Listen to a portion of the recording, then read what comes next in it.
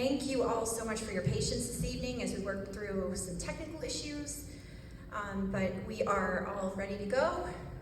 I want to welcome everyone here. This is an Eyes on Pollution Bhopal to Beaver County event sponsored by the Beaver County Marcellus Awareness Community. And before we get started, I would like to talk a little bit about our organization, who we are, what we do. BCMAC seeks to protect the residents of southwestern Pennsylvania with an emphasis on those in Beaver County by informing them about the health, safety, and environmental and economic impacts of fracking infrastructure, including the petrochemical build-out, as well as supporting sustainable alternatives to carbon-based energy sources and economic development strategies in Beaver County. And we have many of our founding board members here with us this evening. We are very grateful for all of the work that they've done over the years that have actually led us to this point. This is our Facebook account. We would love it if you would follow us on social media. So it's just Beaver County Marcellus Awareness Community. We also have an Instagram and Twitter, which is now X, and you can follow us at BCMAC_. And as always, here is our reporting line. So if you see something, smell something, hear something that you know is off, we really need the residents of Beaver County to start talking about these things and reporting them. So if you don't feel comfortable reporting to any agency, you can definitely give us a call at this number. Your message will be recorded. We will call you back. If you could be as detailed as possible, we would really appreciate it. And that phone number is 724-503-2614. So I am Hillary Starcher O'Toole. I'm the executive director of BCMAC. I've been with the organization for 1 year, and I have to say this evening is especially dear to me because I am a Penn State Beaver graduate, and I formerly taught here for 9 years, so I really feel a sense of home here. And I also want to thank Hillary Flint, who is our Director of Communications and Community Engagement. She is a campaign consultant with the Clean Air Action Fund. She co-leads some of the People Over Petro Coalition's People Power working groups. She's a dedicated community member who has been directly impacted by the East Palestine train derailment. She's a cancer survivor and a chronic illness warrior, and I think the word warrior would definitely sum her up in one word, and I want to thank her for everything that she's done to put this event on today. It's been very wonderful, and we can't thank you enough. So this brings me to the reason why we're here. Ahead of the 40th anniversary, ICJB is organizing a U.S. tour of survivors of the Bhopal disaster to revive global awareness on the causes and the consequences of this event. So I would like to take a moment and introduce all of our panelists who are sitting here who have traveled to be with us. Rachna was 6 years old when the Bhopal disaster struck. After moving to the US and becoming active in India's development issues, she co-founded the first Students for Bhopal chapter. She later left a corporate job to dedicate herself full-time to the Bhopal survivor struggle, where she's been advocating for justice ever since. Bati was only 3 years old during the Bhopal disaster, and her family continues to suffer from chronic health issues linked to the chemical exposure. Now she plays a vital role in mobilizing women and coordinating grassroots research to document ongoing health impacts such as birth defects and contaminated water. She also leads community efforts advocating for clean water and health compensation. Farhat was 5 months old during the disaster, and her family has battled serious health issues ever since. For the past 15 years, she has worked as a community health researcher, collecting data on gas-affected families and those exposed to contaminated water. Farhat supports families with chronic illness and children with disabilities, offering assistance with medical care and social support. If you would like to donate to the International Campaign for Justice in Bhopal, we will leave this link up for the duration of the panel, and we would also like to welcome them. And I'm just going to hand this over to Hillary Flint, and then we are going to begin. Thank you. Thank you, Hillary, and if you wouldn't mind scrolling on my laptop so we can see the whole QR code here and donate. Welcome, everyone. I'm going to start off by giving these wonderful women a moment or two to just introduce themselves again and in their own words.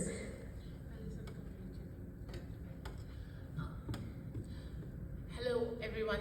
Thank you for coming. It's an honor to be here. My name is Rachna, and this is Batibai, and this is Farat.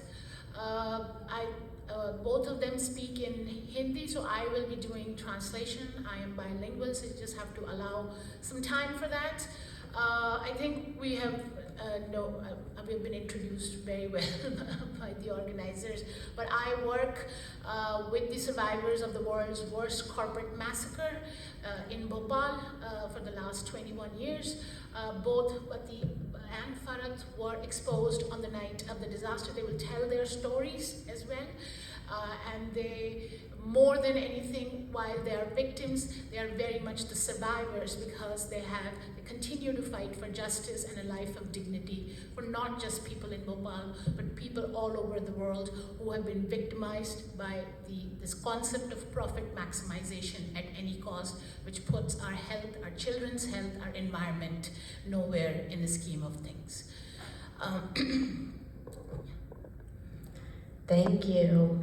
Our first question tonight is, can you share with us what it was like to experience that disaster as a child and what memory stands out the most?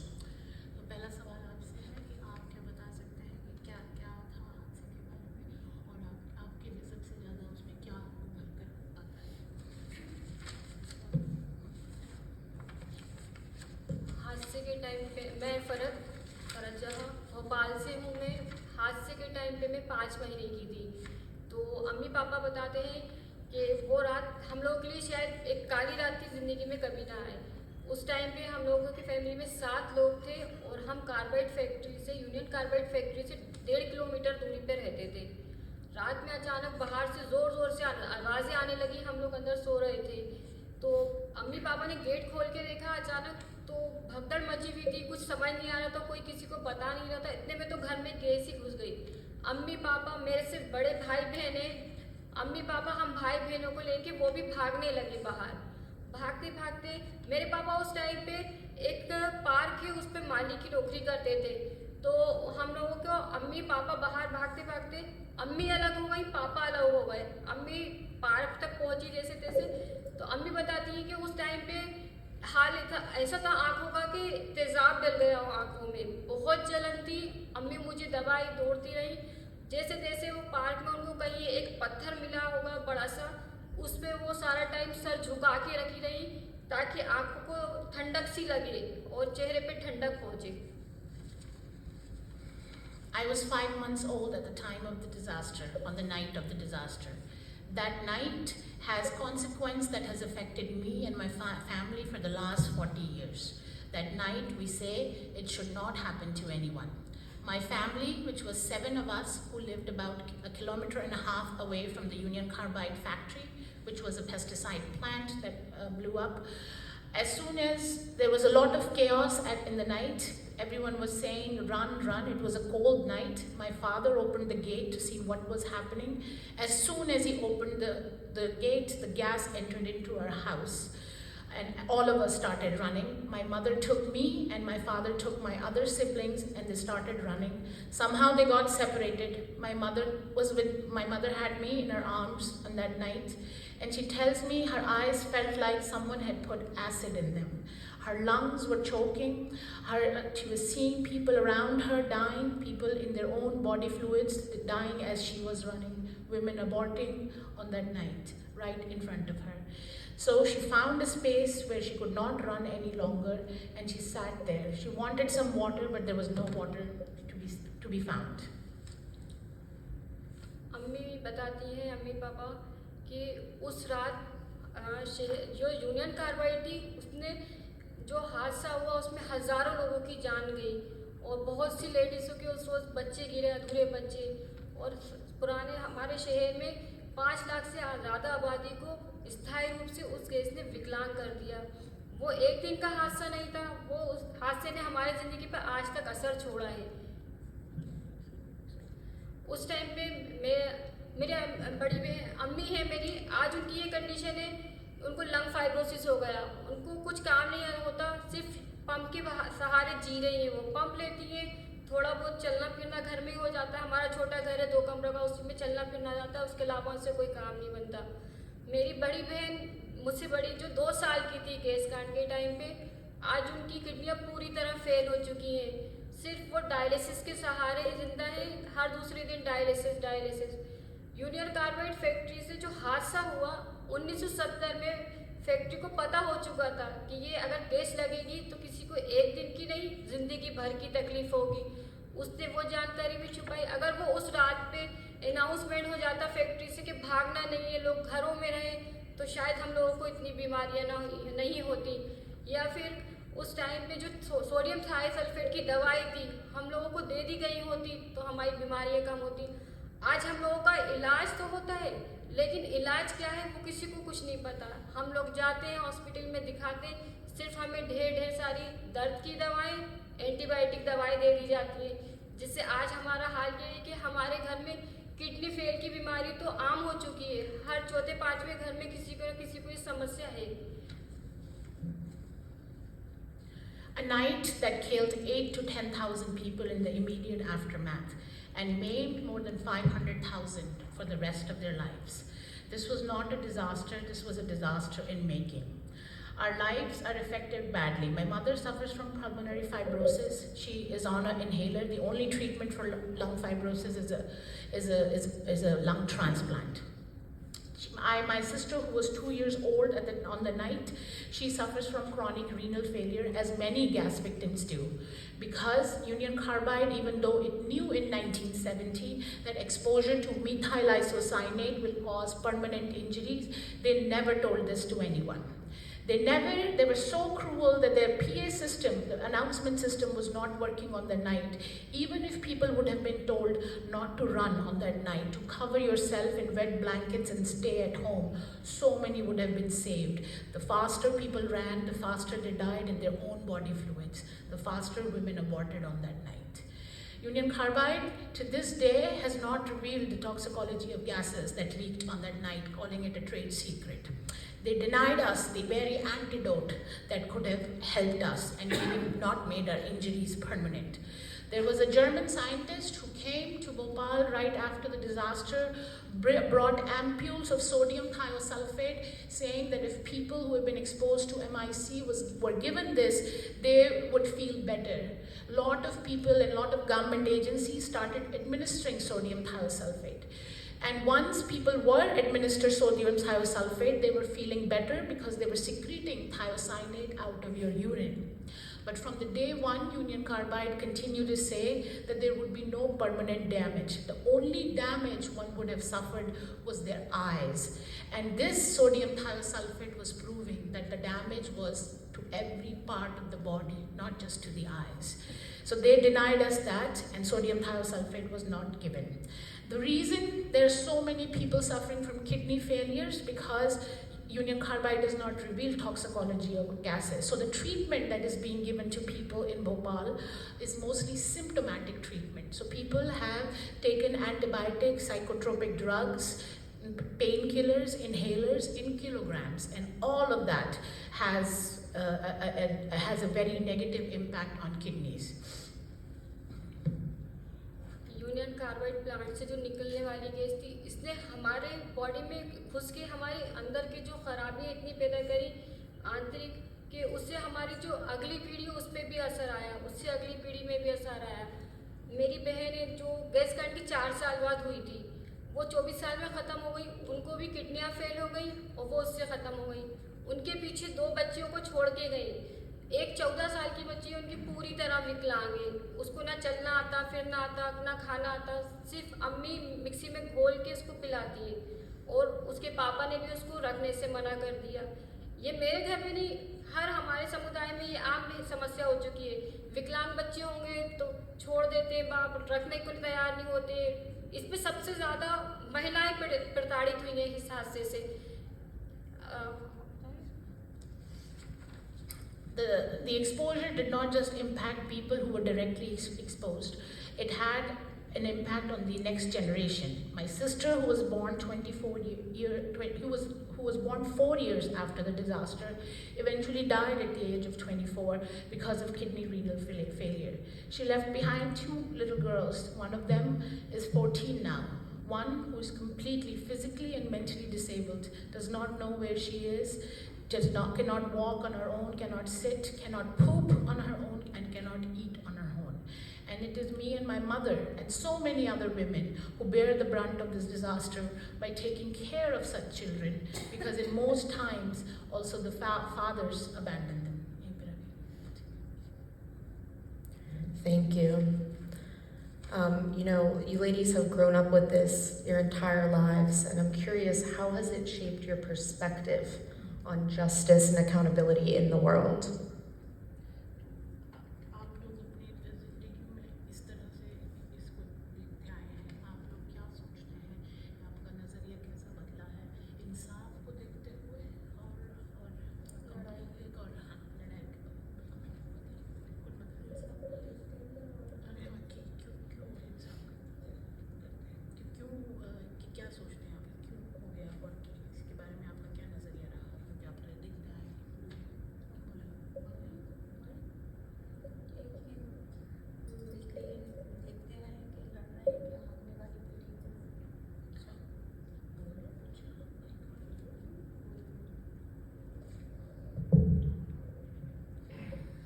मैं बतीबाई रजक भोपाल शहर से, जो भोपाल शहर जो 40 साल पहले gas कांड हुआ था उस वक़्त मैं 4 साल की थी और यूनियन कार्बाइड से करीब 1.5 किलोमीटर दूर रहती हूँ।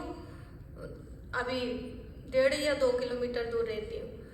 तो हम लोग लड़ रहे हैं इंसाफ के लिए, ताकि जो हमने झेला है गैस कांड की वजह से हमने झेला है और अभी तक झेलते आ रहे हैं, 40 साल हो गए, लेकिन हम इसलिए लड़ रहे हैं कि आने वाली पीढ़ी को बचा सकें। और जो वहाँ पे अभी तक यूनियन कार्बाइड का जहरीला कचरा वहाँ पे दबा पड़ा हुआ है, उसको डाव जिम्मेदारी लेके साफ कर देगा तो वहाँ का पानी और मिट्टी में जो जहर घुरा है वो सही हो जाएगा, तो आने वाली पीढ़ी को अपन बचा सकते हैं। My name is Patibai. I live very close to the factory where the groundwater is contaminated as well. We are only asking for one thing, and that is justice. And that should not be so hard to get. Right? No one should have to suffer the way we have suffered. And the reason we continue to fight today, even 40 years later, is to ensure that no single child has to bear the burden of union carbides and Dow poisons anymore. And that is why we fight, because there's still thousands of tons of toxic waste that has left behind in the union carbide factory, which has contaminated the groundwater of about 200,000 people. This water is laced with several persistent organic pollutants, and there are several number of children that are being born with birth defects. I was thinking it might be better if I just gave a brief overview of what happened and what happens, because I realize a lot of people might have just heard about this but not know. So this was an American corporation called Union Carbide, where they were running a pesticide plant. This came in India at the time of what is called the Green Revolution, where it was not enough for our farmers to produce food, and because our farmers were apparently not producing enough food, so these corporations thought it would be good to make pesticides and push them in the Indian market. And that's exactly what they were doing. This pesticide plant was started in 1969. They were bringing this untested and unproven technology to Bhopal, where they were using methyl isocyanate, a chemical known to make a pesticide called Sebin. They had a sister facility not very far from here. It's a place called Institute, West Virginia. That facility and the Union Carbide facility, there were massive design differences. There was cost cutting in the Bhopal facility. They shut down the refrigeration system in order to save $40 a day. size of the tanks in the Bhopal facility were much bigger than what the facility in West Virginia. And these were all decisions taken by people in the boardroom who considered, all of this was considered business as usual. Cutting cost at the cost of our health and our people's health and our children's health and our environment was considered business as usual and is considered business as usual. So on the night of the disaster when this happened, the PA system was not working. This was not something that happened overnight. It took many years. There were warning signs. In fact, there was a journalist in Bhopal who predicted the disaster 8 months before, right? And it happened. 8 to 10,000 people died within 3 days. There were so many deaths that they had to be buried and mass cremated in the ground, and they had to be thrown into the river because there were so many people who were dying. And it was no less than a genocide. But when people were dying outside the hospital, and when the doctors asked Union Carbide officials, what should we give them? What should we give people to make them feel better because they're dying like flies? Union Carbide's only response was, it's tear gas. It will just go away with water. When women were aborting on the streets, when we knew that the gas had crossed the placental barrier and the pulmonary barrier, that's what the corporation was saying. In fact, they wanted to make that gas that was still remaining in that plant, because they wanted to earn money from that, they made sure that the entire city was emptied out. Just like in East Palestine, they wanted to burn up those containers so that the rail could start functioning again and faster. And then this is what they did, because profit maximization at any cost was important to them. And the onus of proving whether it is the gas or it is the chemical of that corporation that has disabled me, that has caused the injury, that has caused her mother's pulmonary fibrosis or kidney failure, that onus is on us, that onus is on you. Because chemicals are proven innocent until proven guilty. And judiciary, in most cases, will rob you of your dignity. That's what we have seen in Bhopal. For lifelong injuries, people got $500. It took anywhere from 8 years to 20 years to get that money. And I'm hearing the same stories here, that it's the 10-mile radius and it's the 20-mile radius. Why should that onus be on us? That onus should be on the corporation that decides to produce such toxic chemicals. It should be on that corporation that decides to put all safety features on one side and make these derailments happen. Anyways, and most importantly, the corporations responsible and the individuals responsible have not gone to jail even for a minute. For killing 25,000 people over the years, that's how many people have died. For disabling their next generation, not a single individual. And unconnected to this Bhopal disaster, but because the same thought is there, there is an ongoing environmental disaster, what Bati just talked about. Because they wanted to cut cost, they designed these substandard hazardous waste management systems where they dug pits right outside the factory. All the toxic waste was dumped in there, and then when the toxic line breached back in 1982, the toxic waste started seeping into the groundwater, and now we are in a condition where 200,000 people are living in an area that has heavy groundwater contamination with persistent organic pollutants, and mother's breast milk has mercury. But in all of this, when it seems so invincible, because trust us when we say it is very invincible, these corporations seem, because these are the poorest people fighting the richest corporations of the world. Yeah? It is only the ordinary power of people like you and me that have brought them down. And this thing is a testament to this. This dialogue today is a testament to that collectively we can fight, we can win, and there have been victories. And this is not just about Bhopal, because the precedent cannot be that corporations can come, kill, pollute, maim, disable, pay $500, tell you to prove your liability, rob you of your dignity, and change your name and get away with murder. And that is why people in Bhopal fight, and that is why people all around this world should unite. Amen.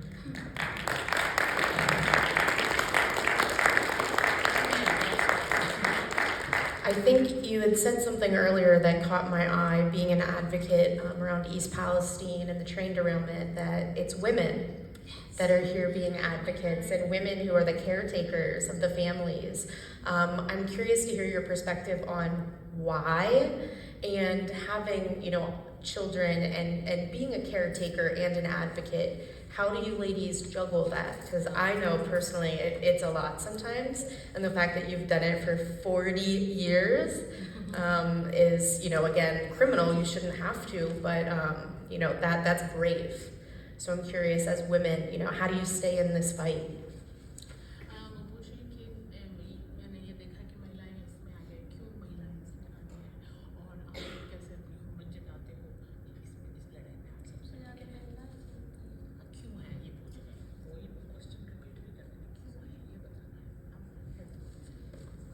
हमारी इस लड़ाई में सबसे ज़्यादा आगे महिलाएं आई हैं, क्योंकि इस हादसे ने सबसे ज़्यादा जो तोड़ा है, महिलाओं को दुख पहुँचाया है।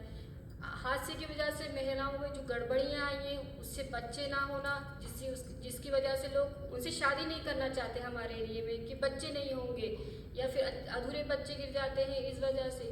और एक विकलांग बच्चा अगर होता है घर में, आप खुद सोचिए कि उस विकलांग बच्चे के साथ कितनी मेहनत है।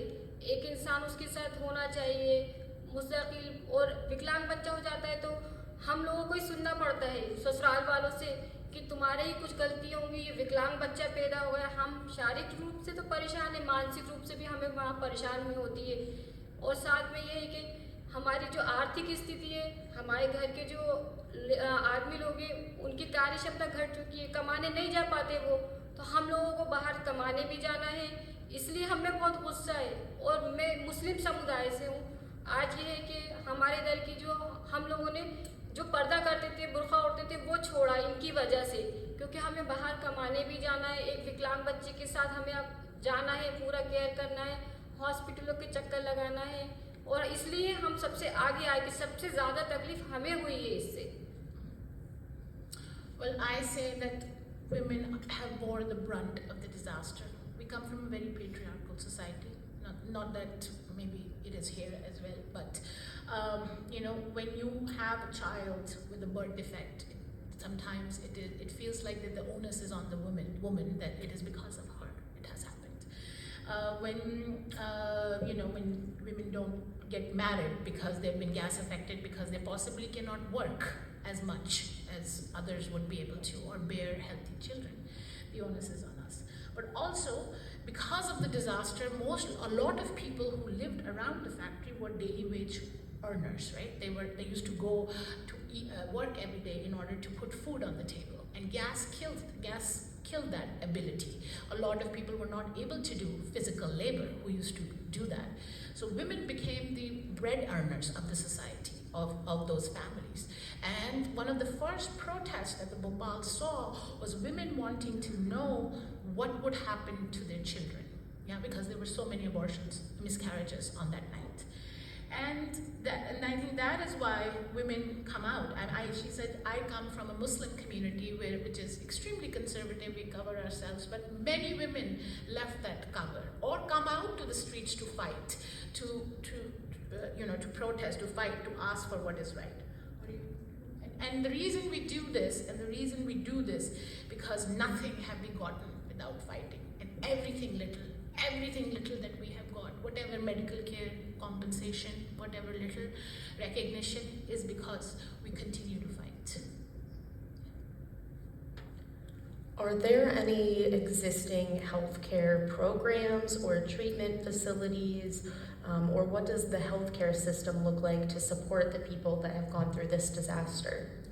I'll answer that. So we had a system where and this is also very common, that the agencies who are entrusted to monitor your health and to do long-term research will not do that for you. You will not do that for you. They will try and the corporations will use, and maybe the governments will also use all their clout to downplay damages. That will happen. That happened in Bhopal.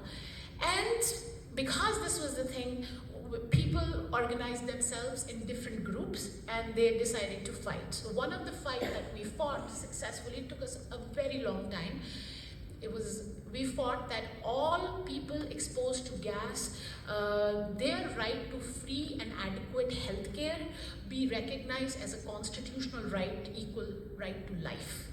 And we got that. We won that in 2012. It took us a very long time after proving what our research agencies should have proved, yeah? What our pollution control boards should have been able to tell us. But please know, this is a lesson from Bhopal, that those agencies who have been put out to protect your health and environment, they will not be doing so for you. That's a deep, hard lesson we have learned. We have also learned that we have to make them accountable. So it was very important for us that research continued. So at the time when there was a settlement happening between Union Carbide and Union of India, Government of India, there were no medical records put forth. There were no medical records put. But even though we had research agencies that was collecting data, they had data to show, yes, there's going to be long-term damage. They never put those things on record. So we made sure and we fought that government started research in 1985, and in 1992 they shut down all research without publishing a single paper. The first time any research finding came out was 20 years after the disaster in 2004. And we used those research findings to put pressure on the government that research should be restarted, not only on people who were directly exposed, but also on their children who were born after the disaster.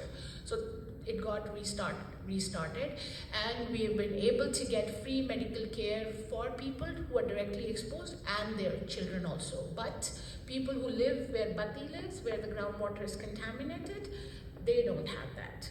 That is a battle we are still fighting. They are not recognized as people who were exposed on that night. Obviously, they were not exposed on that night. They've been exposed to the groundwater contamination. But this is how they build these whales to protect themselves.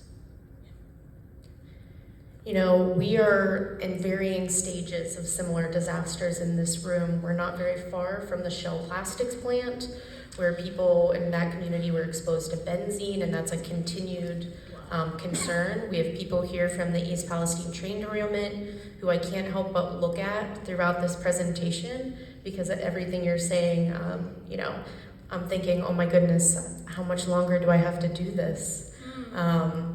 But you talked about the lessons that you learned, and I think it would be really helpful to hear, what other lessons can you bring to our communities that are here today that'll help our fight?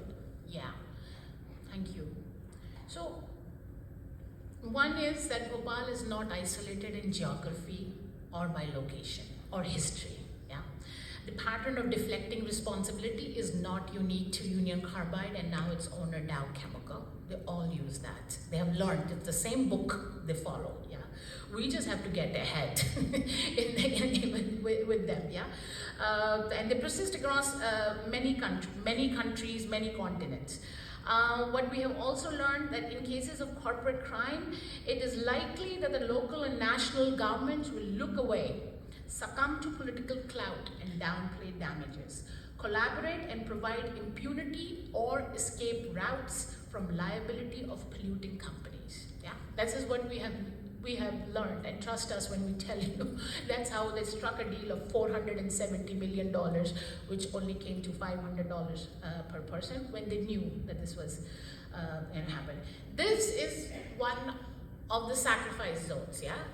So was Bhopal, yeah, and so this again, the one-day exposure can have consequences for so many years. And when you have a bunch of corporations doing all kinds of stuff, it is so hard to prove, and it is also so hard to know for yourself whose chemical am I being poisoned by, or my child is being poisoned by. Yeah. And what we have realized that there is no international fora to try companies who do this, because they have corporate ways. I mean, can you imagine? Union Carbide said, oh, it's the Indians who did it, the Union Carbide India Limited. Union Carbide India Limited, oh, it was the Americans who provided us the design and they were the majority stakeholders. And now comes in Dow and they say, well, we just took the assets and not the liabilities because it's called the reverse triangular merger. Whoever thinks of this stuff, yeah? But this is what they're going to push you. They are going to bring their best lawyers, they're going to bring their best public health people who they pay well, and what they're going to bring is a big PR agency where they will spin that lie so many times that it will become the truth. Most people will believe it's the truth. Yeah? That is what they did in Bhopal. And that is what they do it in so many places. And to us, you know, because we work, we don't see this as an industrial disaster or a chemical industry disaster. We see this as a corporate crime. And that's what it is. And unless we call it that, we will never be able to address it. And they are the most ubiquitous, have the gravest of the consequences, yet they are least reported, least litigated, and net zero convictions. And that is why we are in the situation we are in. Yeah. And last one, I'm sorry. Yes, one, because we have 40 years has been of fighting the courts at every step of the way. And you think that, yes, some lawsuit is going to bring you justice. We have believed that for so many years, but we have also believed, and we still believe that it's not that you don't stop hoping and you don't stop striving for those things, but it cannot be just a legal intervention. It has to be a multi-pronged approach where you become no longer the victims but the survivors, and where you gather your own data. Yeah, you gather your own data, you fight them in court, because in the case of Bhopal, we saw that there was no justice, but corporations will rob you of your dignity.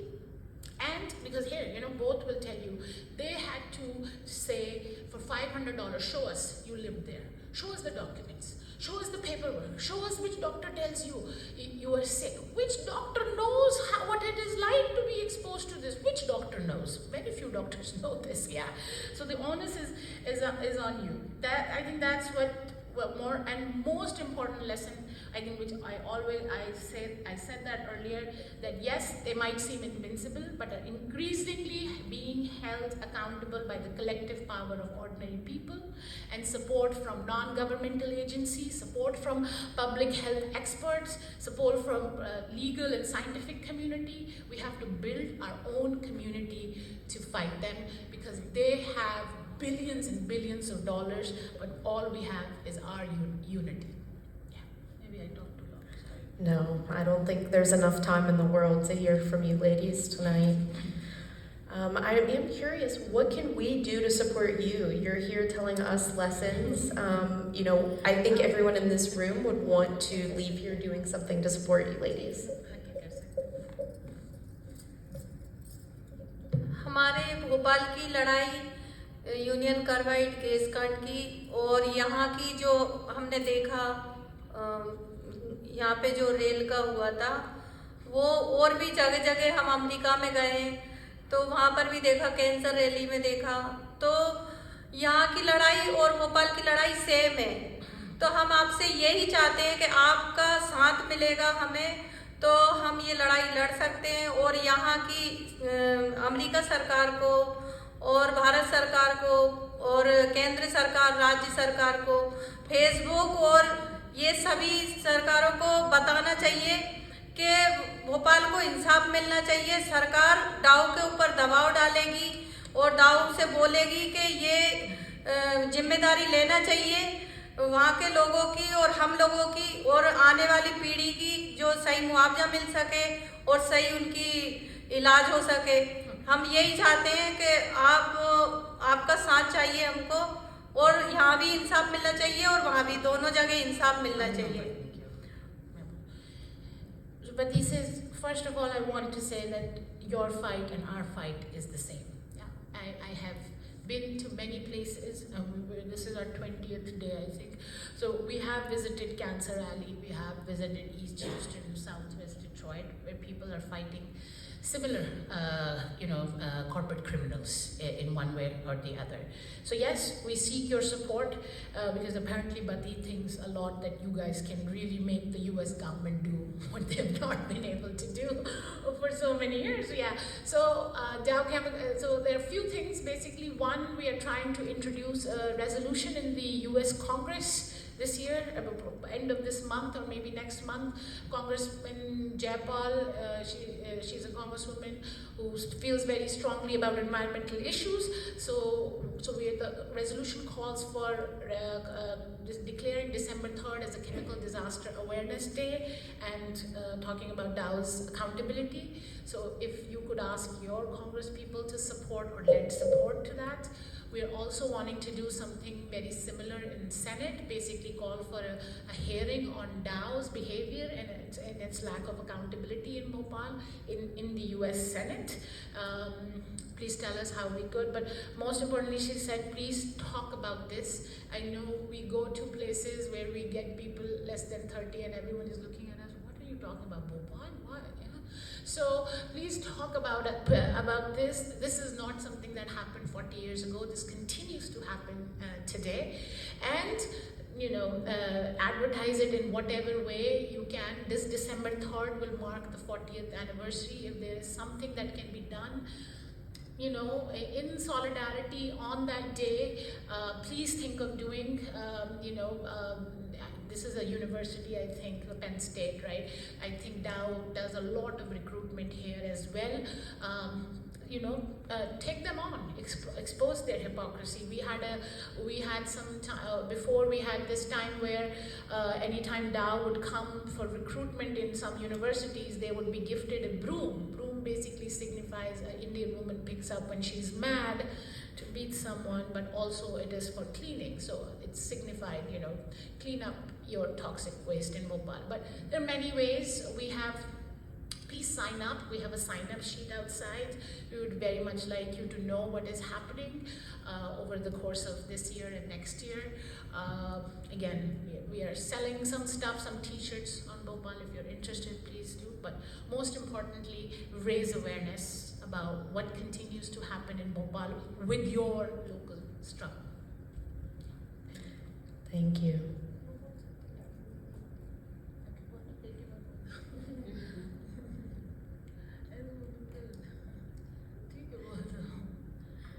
आप और हम मिलके लड़ेंगे और जीतेंगे और भोपाल की नारी है फूल नहीं चिंगारी है. So she's saying that with you, all of us, we have a slogan in Bhopal where we say, together we shall fight and together we shall win. We are women of Bhopal. We are not flames, not flowers. We will not wilt before your corporate powers. We'll fight for justice till the day we die. I wanted to share that.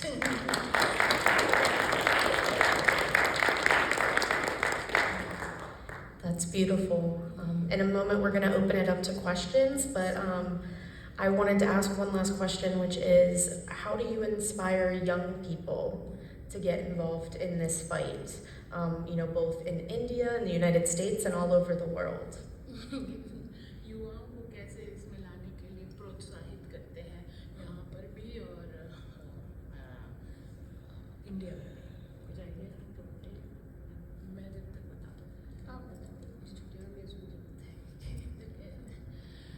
Well, so see, I see a lot of people being totally glued to the whole climate change thing, and not towards the industrial pollution thing. This is my own personal thing. The young people have a very big stake. We're not going to have this earth.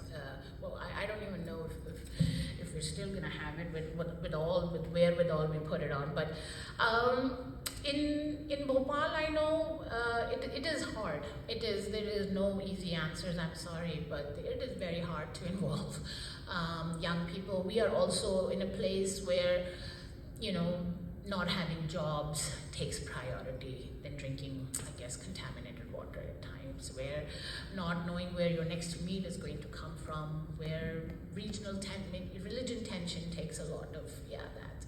So it is hard, but again, the movement only thrives because there are young people. This is for us. I mean, we are thinking this is a tour where we are thinking you don't need many. I mean, even if 5 people come out of this, we think it's a big job achieved. So just telling your story, I guess, whichever way, and not just through the lens of being victims. I think that is something that we have always stressed about. It is not some sad sob story that we are here to tell, but how we can collectively resist is something more important to us. And that's the message we want, that it's not something that has happened to us, but we are going to fight this. If that helps. I really don't know. I don't really have very good answers to that. I ask because neither do we. No, I'm kidding. It's always a challenge, especially being in a rural community, getting younger people involved, which is why we're at a university right now, I am going to open this up to audience questions, so while you all think about what you'd like to ask, I just want to give a moment if anyone has anything they wanted to say.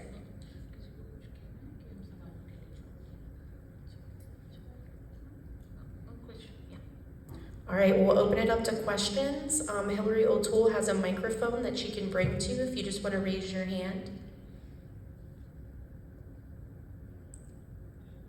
Anyone?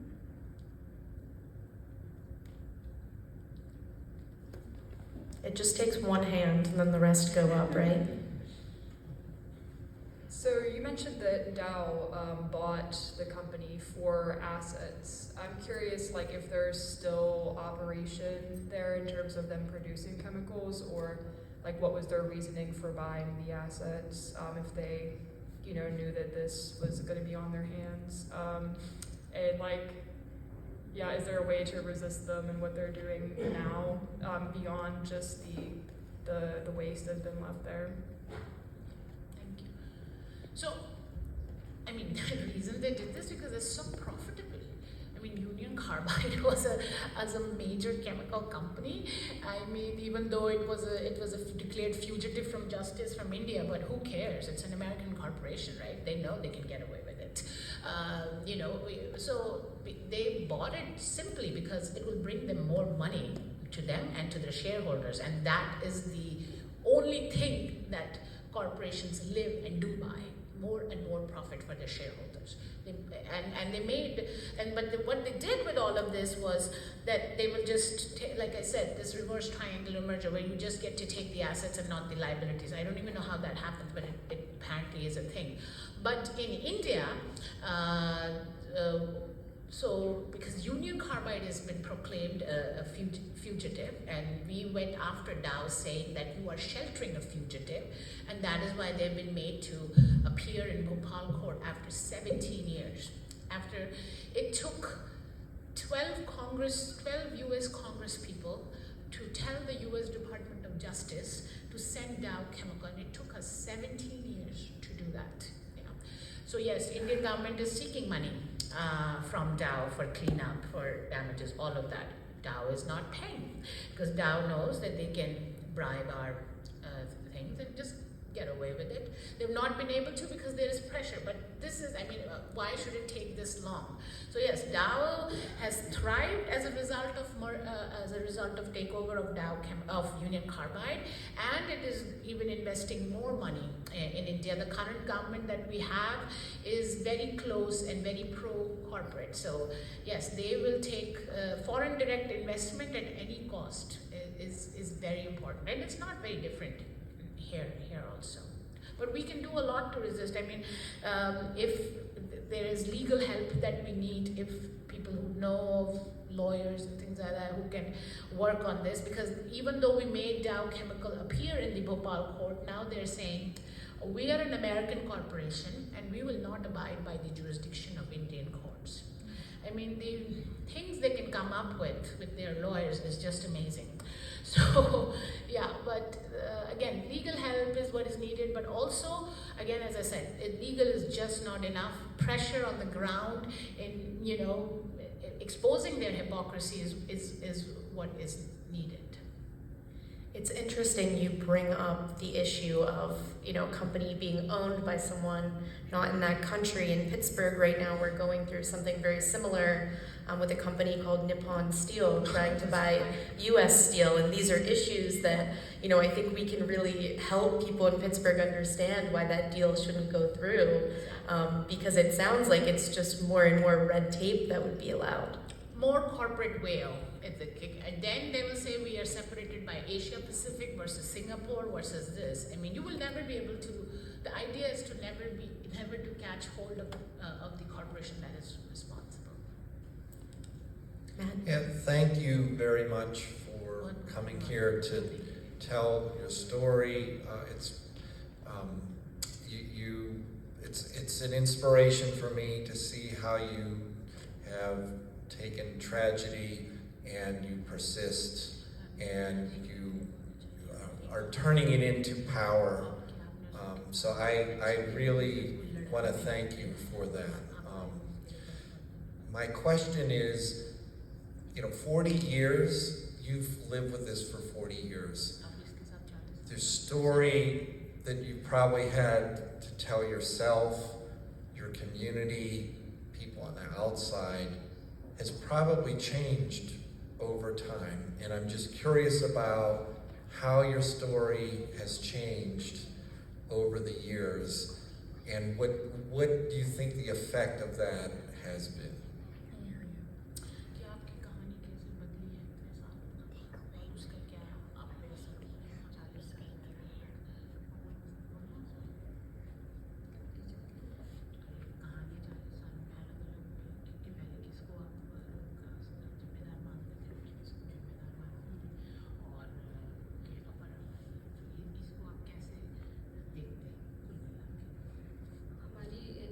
लड़ाई 40 साल बहुत लंबी है। इसमें जो हादसा हुआ union carbide ने किया, लोगों को विकलांगता की ज़िंदगी दी, बहुत से लोगों की जानें ली। फिर ये जो यूनियन कार्बाइड कंपनी है, इसी को डाव ने लिया, अपने ख़रीदा।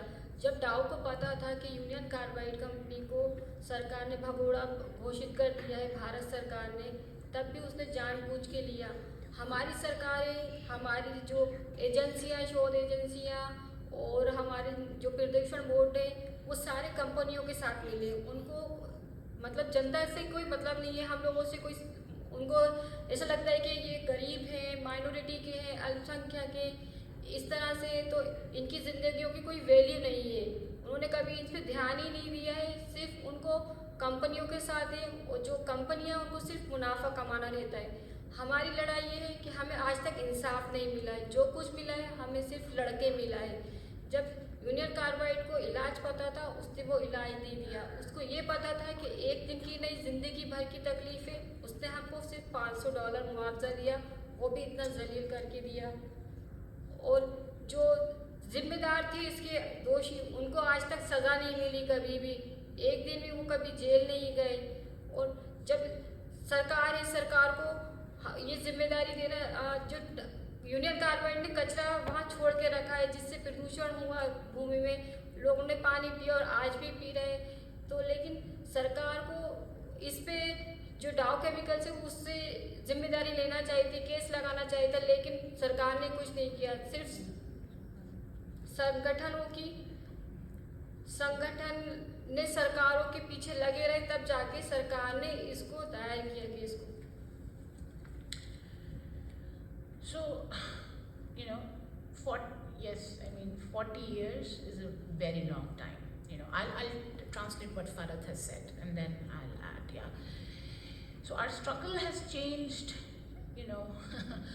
villains have been different as issues come up, yeah. There have been rogues and there have been heroes as well.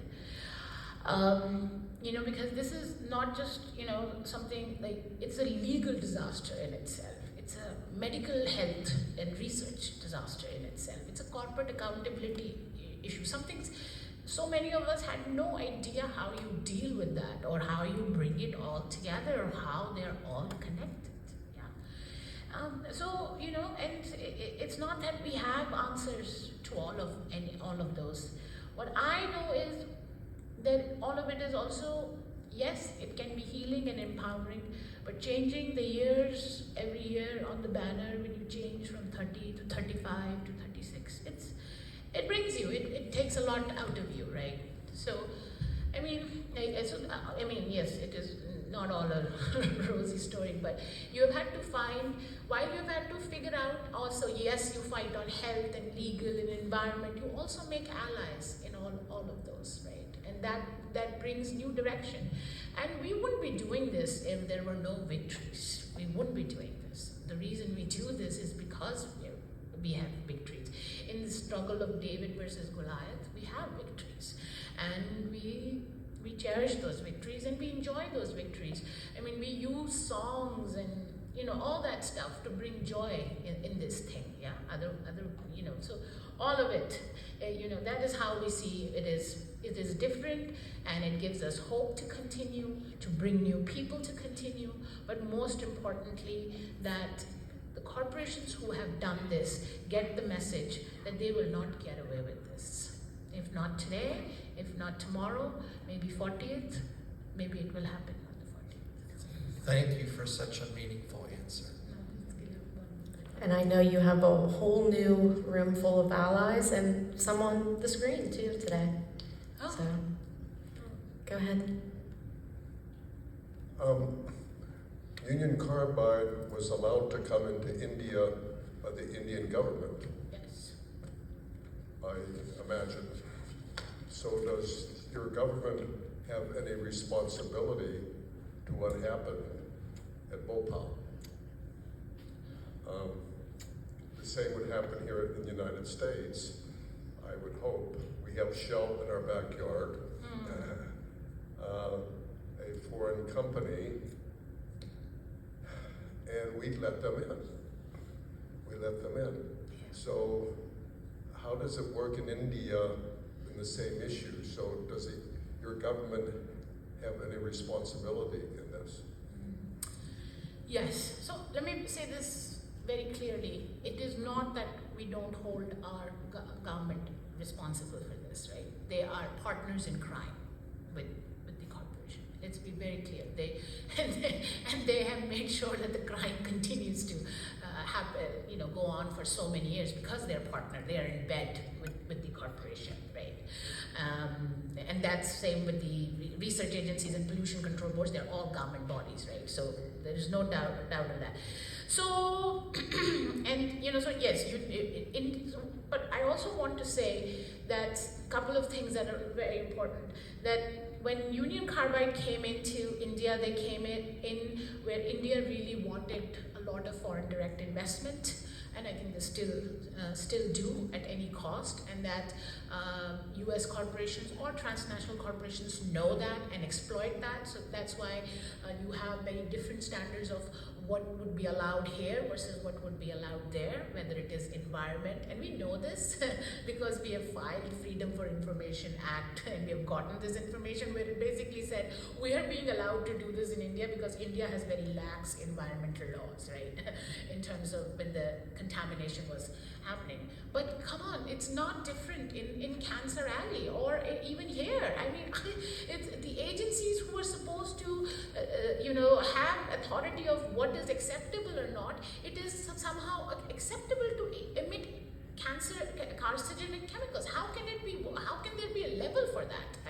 This to me, this is mind-boggling. So government is definitely involved in this. We are holding them accountable. We're putting pressure on them. I mean, that's why seeking appropriate healthcare was something from them. Seeking for the next generation is from them. Clean drinking water. We had to walk for 37 days twice from Bhopal to Delhi to get beaten up and all that to get clean drinking water. But that's what we got from the government. So it's not that the fight against the government is any easier, but at least you get something after fighting. But it's from the corporate, it's very hard.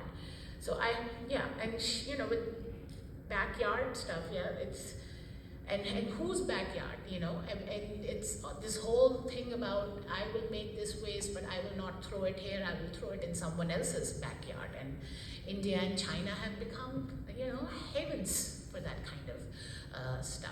So I just think that yes, we are separated from these borders of countries, but as citizens of this country, of any country, we should be concerned about environment and health of any country, and should not have laws that make it so easy for corporations to do this to other countries that do not have the power. I mean, the reason such a poultry settlement was negotiated was because Henry Kissinger put extreme I mean, I know when people hear that name, it's like, is he not involved in everything? Yes, he is.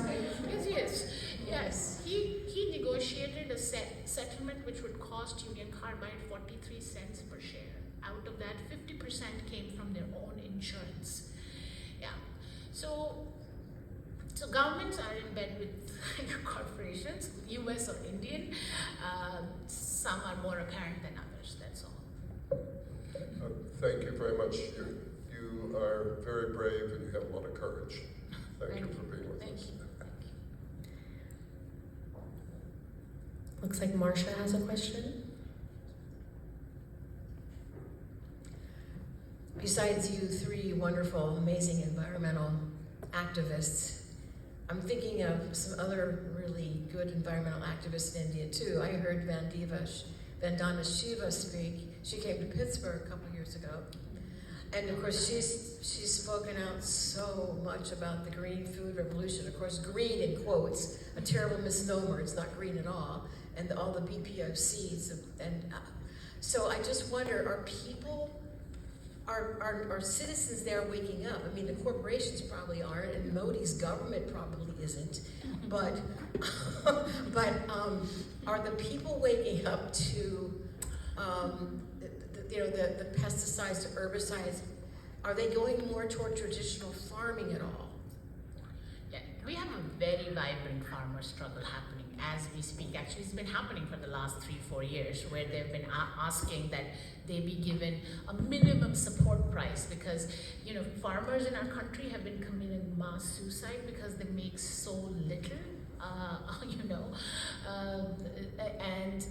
And reason and pesticides have a very big role in that, right? Why farmers are making so little, and also, and this is this whole, you know, circle of poison. First you make pesticides, then you have a whole population that is sick because of that, and then you make what do you make?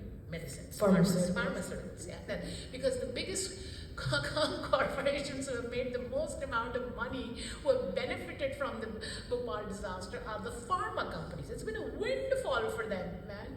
The whole Bhopal disaster has been. And the third one is they will come on your food plate by bringing GMO stuff and saying it's all good for you, right? So yes, there has been, we have been able to, the current Modi government does not have full majority, so yes, people are waking up. The issue of, pesticides and pollution is very much on people's mind, but there are many more stark problems that people face. Yeah, the disparity between rich and poor is just, it's mind-boggling. If you have to think about where your next meal is going to come from, pollution is not on top of your mind for that. Yeah, but it's changing. There is hope. They're definitely changing. Go ahead, Bob. Yeah, thank you very much for being here. It's a privilege to have you. A few years ago, the editor of Chemical and Engineering News came down here and interviewed a few of us because of the cracker plant. And the title was Bhopal, India. It was 38 years at that time, and what has changed. And I didn't hear anything pertinent that really changed in 38 years.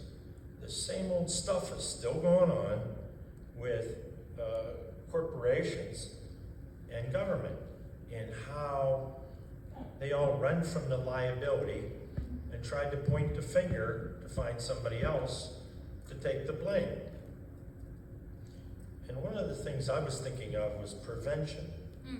Needs to take more preventive maintenance the world over. We're all in the same boat. It doesn't matter what country you live in, we're all exposed to the same troubles, and we have to stick together and help each other. Exactly. So that was what I'd like to say.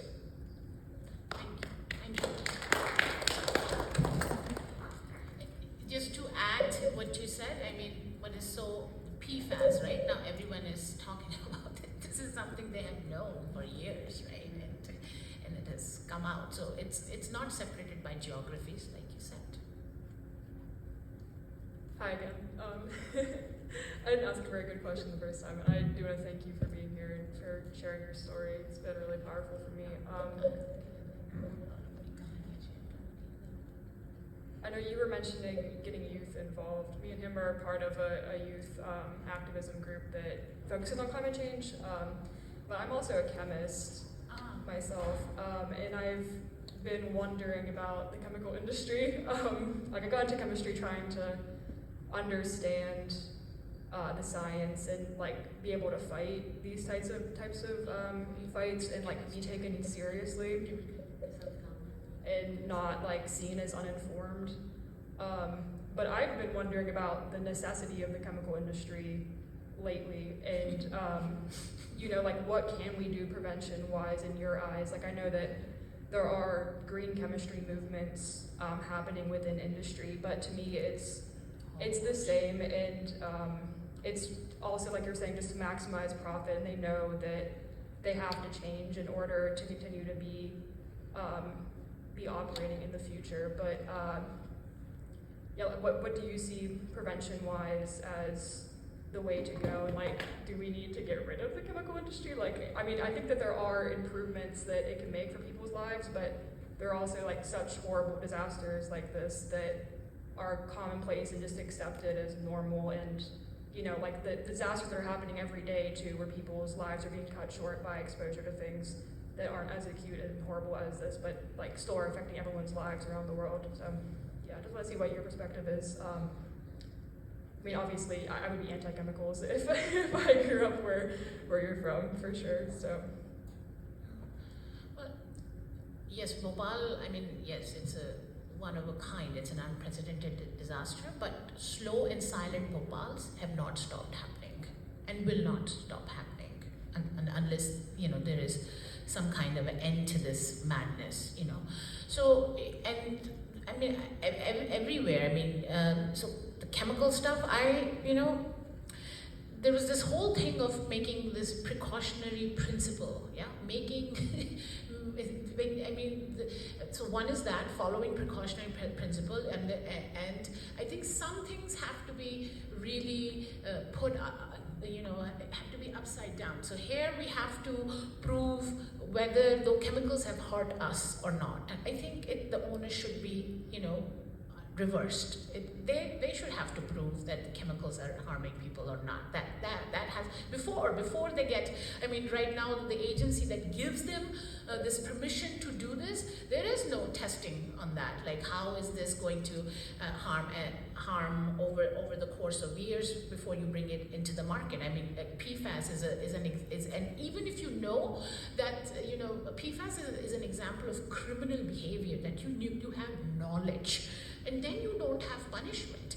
If you don't have exemplary punishment, how are you going to ensure any kind of, when there's no right to remedy, how are you going to ensure that this stops happening? Yeah, stops happening again and again, because that is they have gotten the formula pretty well. I mean, this is what I have to say, and we are the ones who have not been able to beat that formula, and it has to be done legally, it has to be done with our governments, it has to be done with science, it has to be done on the streets, and it has to be done in courts. And unfortunately, the people who are left to do this are the ones who do not have that much power or money to take this on. So we somehow have to bring it in our laws through our governments. We try that in India. It's not worked very well, but there is a movement where we are trying that as well. Thank you. We have one more question in the audience and one online, but while we hear those, make sure that you donate, because after this we're going to go to a new slide. So go ahead, Stuart. Thank you very much for being here, and thank you guys for putting this on. I only have 143 questions. Oh. No, I actually have two questions that are kind of pertain to East Palestine, the train derailment. Obviously, there's a lot of parallels, but there's also a lot of big differences. My first question is, when you were seeing what was happening in East Palestine, what were you thinking? You had spoken before about how they follow this playbook, and I've heard that from a lot of different people. Is that what you were seeing when you were seeing it unfold in East Palestine? Yeah, you know, we were getting, when it first happened, we got the information, I think, like 2 days, and and this is not just for East Palestine, I always want to know, what are they doing medical-wise? What are they saying is in the air? How many hours did it take for them to tell people what is it that has leaked, and how much damages are they've claimed? And you know, I did not know a lot of the stuff. All I knew was that there has been some investigation that has been finished against the railway, the railroad company. But yeah, so I did not have much information, but I know that the same stuff was repeating itself, like it was repeating in Bhopal. People having to prove, oh, you lived 5 miles, oh, you lived 6 kilometers, oh, it couldn't have gone there. You don't know, it couldn't have gone there. You didn't have your stuff up and running. How could you have known, yeah? People having to prove, people not getting anything immediately when they needed the most, like in Bhopal, they needed immediate relief, which no one was able to give. And one in Bhopal was because of the numbers were so huge. Even here, there was no knowledge, there was no information, there is no information on health damages, compensation, forget it, it's abysmal what they're saying, but it's the same thing. And in all of this, how to protect them from liability and how to maximize profit, this runs parallel. It's not like one after the other. It is running parallelly, just like it did in Bhopal. And that is why I was so keen on coming here, because, you know, PVC, Dow is one of the biggest manufacturers of PVC in the world. And this whole, and just to come back to that question also, this whole thing about green chemistry, I'm sorry, it's mostly hogwash. I'm sorry, I don't like to mix my words and be polite about that. And this whole debate that we should recycle, that is a stupid debate we are having. We should not be having plastics. That's how it should be. There should be an end to plastics, not how we can recycle them. And so, but that's what I'm saying, that creating fake solutions is also part of the same industry that benefits these corporations. I hope I've answered your question. But Yeah, and I just had one more, you know, I don't know if you experienced this in Bhopal, because the consequences of this disaster were so dramatic, but I know in like East Palestine and some other events around here, there's a lot of people in the community who, even though they've lived through it, even though they experience it, they kind of want to just shrug their shoulders and write it off, and they don't want to keep hearing about it. And I'm just curious if you also ran into that in Bhopal, and how did you deal with that community pushback from people who actually went through it with you? yeah. Oh yeah. Everyone wants to move on. Yeah. So you know, that's another thing. Yeah. We all want to move on. And I think with Bhopal, as big as it was, after 5 years, a lot of people wanted to say, that's it, we don't want to do this. But you know, because in Bhopal, I think the sickness and disabilities never stopped. The socio-economic consequences of that one night never stopped. That has gotten more people in, then some people out, then more people in, some people out. That flux has always been there, yeah. We were not as strong as we were 20 years ago. We could have mobilized close to 100,000 people. Now, if we mobilize 15,000 people, we are, happy. But again, it's at a different, and I think one thing that has helped is getting tangible victories that improve quality of life of people. Yeah, for us it was water. Yeah, as simple as that. Knowing that the water that people are drinking is not laced with chemicals. Getting treatment, because treatment is extremely expensive, and I shouldn't say that to people in US here, though I think if you don't have care, you die, yeah? If you don't have insurance, you will die, right? So in Bhopal, it was very expensive to get cancer care and dialysis and all that stuff. So getting that reinstated, getting that people free for people, and not when people don't get access to that, they come and they contact, and that's how movement kind of builds. So it has to be restorative as well, and there has to be some, also your movement has to bring some direct benefit for people, for people's health, people's environment, people's lives. Thank you. Yeah.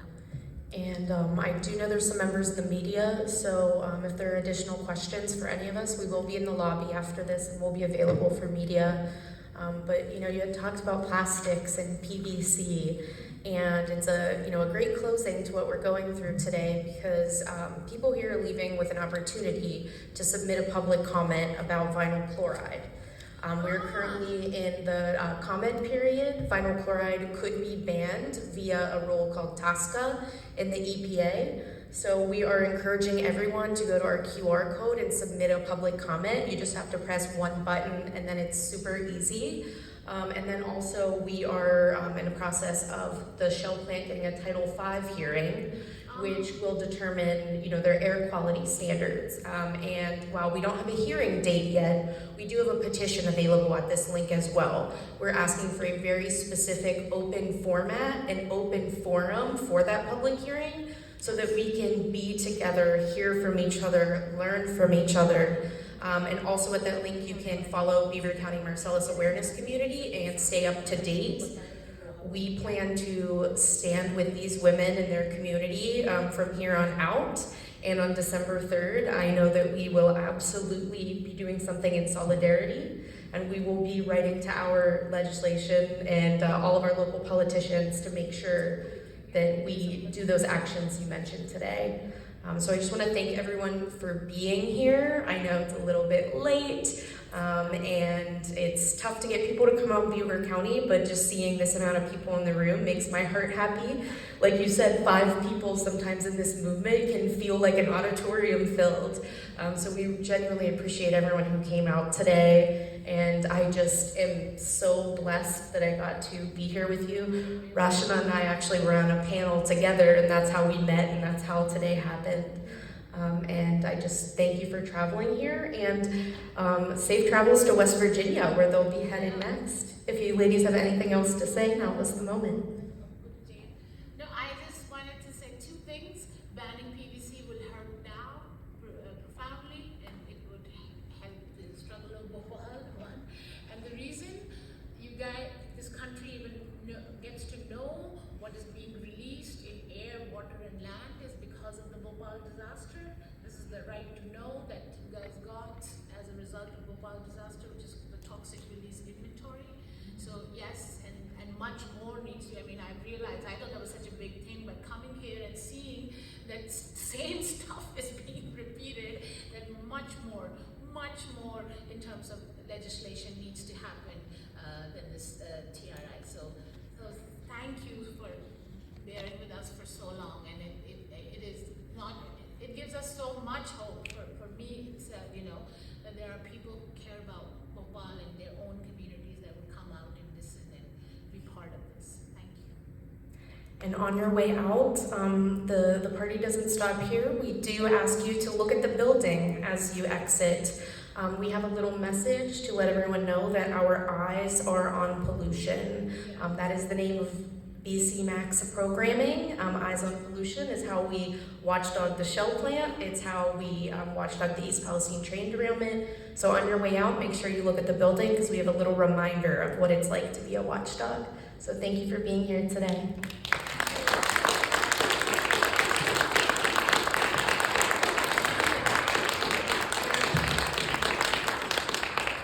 Bunty is saying that if you would like to, we would like to take a photo with all of you. If you have a problem, please don't. But if you don't have a problem in taking a photo with us, please come and we will do it with the banner just down there. Yeah, come on up.